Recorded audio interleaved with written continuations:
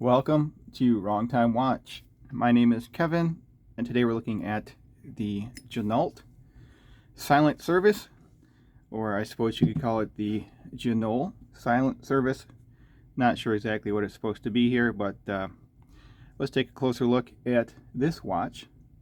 Is it a alternative to a Rolex Submariner, or is it as good as a Rolex Submariner?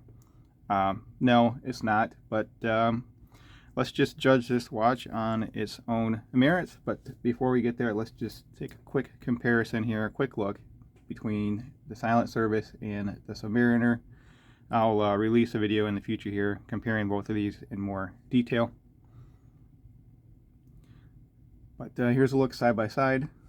I think this one is more of a, we'll call it a homage. We'll do air quotes. I can't have both my hands occupied, but it's kind of a homage to the Rolex Submariner, but to the previous generation. This has the 20 millimeter lugs, and this one has 21 millimeter lugs. So this is the Rolex Submariner 124060. So anyway, just a quick look here. Side profile. You can see the bezels are different. The Submariner has a ceramic bezel insert. This has a sapphire bezel insert. And then you can see the crown's a little bit different shape there as well. Not quite focusing there, are we? But there we go. Here's a look from this side.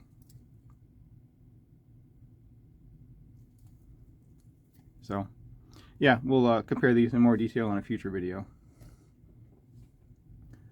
Okay, so let's zoom in on the dial, because the dial is a bit of a, I'll call it a word salad. So you can see underneath Ginault there, it says kinetic continuous, and then below the handset, silent service in red, which I do like. I like that being in red, and the red second hand gives it a nice little pop of color. You can see 1,000 feet, 300 meter, and then submersible maritime precision chronometer. No, let's bring the Submariner back here. I'm not sure if they're trying to have a play on words here with what's on the Submariner.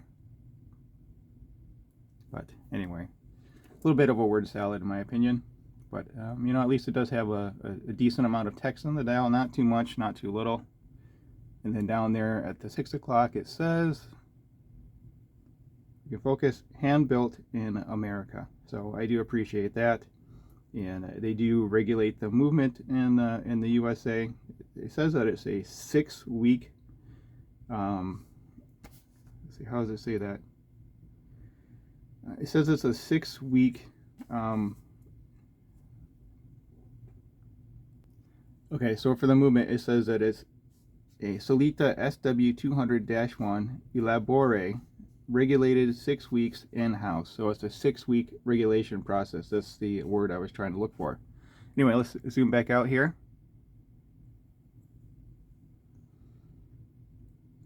So MSRP for this watch is $1,499.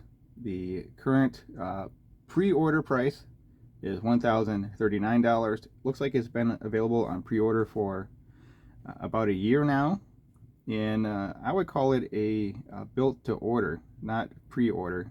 What you're doing is you're purchasing the watch, and then they will build the watch, assemble the watch in-house. And the delivery time varies. I'll leave a link to their website. It's a little bit ambiguous there.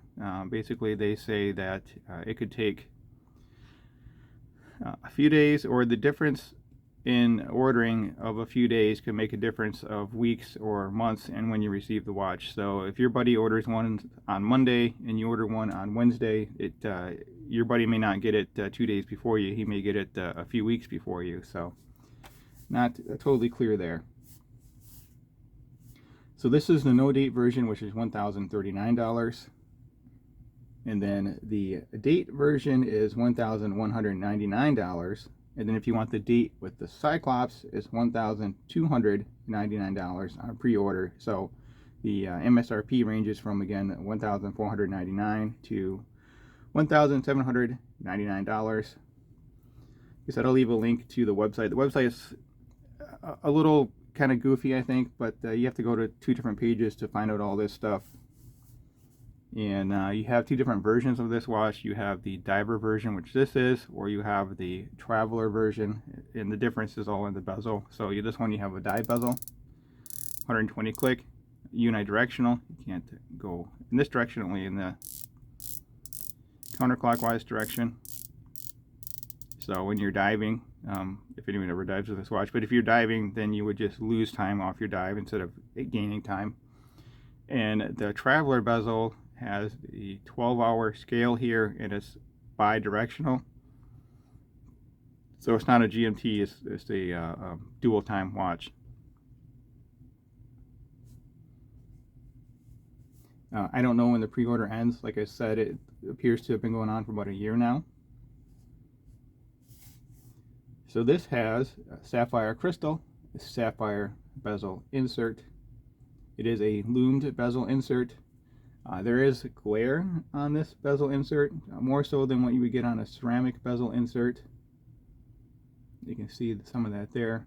The studio light's pretty smooth, but if you're out and about in the real world, you get more glare than what you see here. I do like how these indices pop in the light though. You get in the right light and the indices pop. Nice applied indices here. Printed logo and text, which I showed off earlier in the video. But I do like these applied indices. Nice depth and nice pop of color here. And again, I really do like that red second hand and the red text. So we have VGW9 loom, and we have a signed screw down crown, and this watch is rated again to 300 meters water resistance. The crown, you do have some crown wobble here. All watches you have crown wobble. I just noticed this one a little more. So pull the crown all the way out. If you'll be able to see it or not, but you do have some crown wobble here. There we go, now we're popped all the way out. I noticed that happening too. You pull it out and it's not quite all the way out. But there we go. Some crown wobble there. The crown knurling is a little bit thicker than what is on the Submariner. I prefer what's on the Submariner more. Also the bezel here, the distance between the knurling is, or the castellations is wider apart. I really don't like the look of that. I prefer the Submariner look, or the previous version of the Ginault, the OR2 Ocean Rover. I prefer the styling of that one a little more, but this one is less of a homage, so doing something a little bit more on their own here. No crown guards. The indices are different. The hands, you have the sword hands. Actually, their previous watch had sword hands as well. So if you're wanting something that's more of a Submariner homage, this may not be the watch for you. But if you want something that's kind of a homage, but a little bit of its own thing, then this might be a good watch for you. And the loom on this is BGW9. So stainless steel case, bracelet, brushed and polished surfaces. So the tops are brushed, the side is polished, side of the case, side of the bracelet. I should mention I did purchase this watch used, and you can see how much wear it has on it here. And this link here is kind of not really stuck, but it doesn't articulate all that well. Right there. And this one here is a little bit stiff as well. Not sure if that's from being worn a lot or just the way it's manufactured. Also, I notice the clasp kind of sticks a little bit too. Oftentimes I'll push it down, it doesn't go all the way down. It's kind of almost a two-step process unless you push really hard. So, but not a big deal there. So looking at the bracelet, you see we do have solid end links, which are held in place by screw pins. It's the back side of the screw. There's the front side of the screw. So it's not a blind screw hole, which is great. But it is nice and flush on that side there. So well done. And you do have a on-the-fly adjustment system here. Rolex calls it something else, but I don't think I can use that term for this watch here. So, and then you do have the 3-link bracelet, and again, Rolex calls that a different type of bracelet, but we won't use that term here today. So very similar looking clasp and bracelet. Okay, like I said, the case is different. You don't have the crown guards. I prefer a watch without crown guards. I actually have this one on the table too, so I like the Tudor Black Bay. Oh, actually, look at the Ginault rose and the Tudor rose. It's kind of funny. I wasn't planning on that, but there's a look there. And here's the look side by side. So let's zoom out a little bit. So I think MSRP for this is, I don't know. I think it's $3,800 now for these, and this is $1,040 basically. So perhaps I'll compare these two in a future video as well.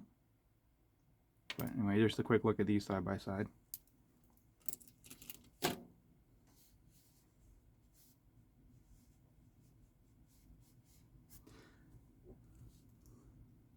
So yes, let's talk about the dimensions, and I'll get this on wrist, and we'll close out the video.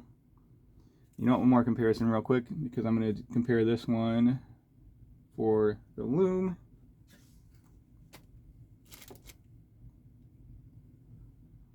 Where? Oh, here it is. SKX 009. Just a size comparison. Pretty similar in size here. So we'll measure the tip to tip of the male end links here. 50.7 millimeter. Does curve down quite nicely, so just for a point of reference, 50.7 millimeter. Lug to lug of the watch case, 48 millimeter. Diameter of the bezel, 40.7 millimeter. The bezel is proud of the case. The case itself I measured at 40.0 millimeters. 12 millimeter thick, so really a nice size for thickness here on a 300 meter dive watch. As I mentioned previously, 20 millimeter lug width, and it does taper down very nicely to 15.5 millimeters, so very nice taper, 20 to 15.5. And then the clasp here, the width of that is 17.7 millimeter. And I also did measure the length of the clasp, as it is a bit of a longer clasp system. I didn't measure it on here, just this portion here to here. That is 45 millimeter. And size for my 6.5 inch wrist, it weighs in at 139 grams. So let's get this on wrist. The watch does wear very nicely on wrist. If I was blindfolded and I don't know which watch I had on wrist, it feels very similar to my Submariner on wrist. The edges of the crown, maybe a little bit sharp, but it hasn't bothered my wrist or my back of my hand, but you do notice it. There's another kind of a sharp edge in the clasp too, which I'll show you in a moment. So again, lug to lug on that center link, 50.7, and then on the watch itself, watch head itself, 48 millimeter. And then I have a 6.5 inch wrist with a 52 millimeter wristband.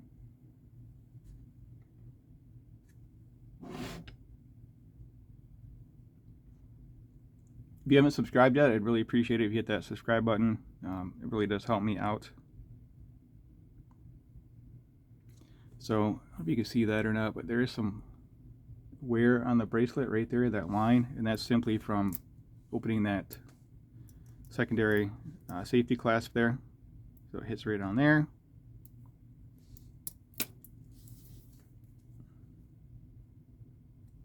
A little bit of a sharp edge on the back of this right there, but I haven't really noticed anything else. But you can see here there's wear on that bracelet link from that right there. It just kind of rubs across there. I may try to repolish this. I really don't know.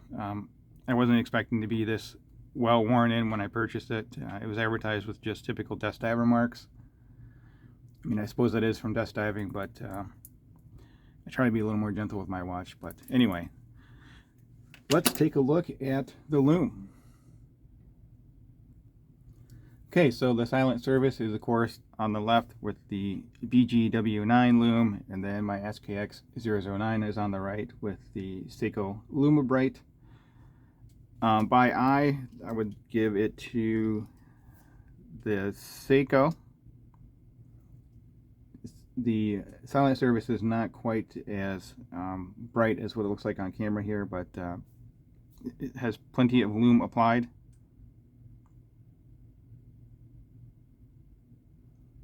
The nice thing about the sapphire bezel insert is typically everything is lumed underneath that, so very nice lume here. Well, that will conclude this video. As always, thank you for your time and thank you for watching.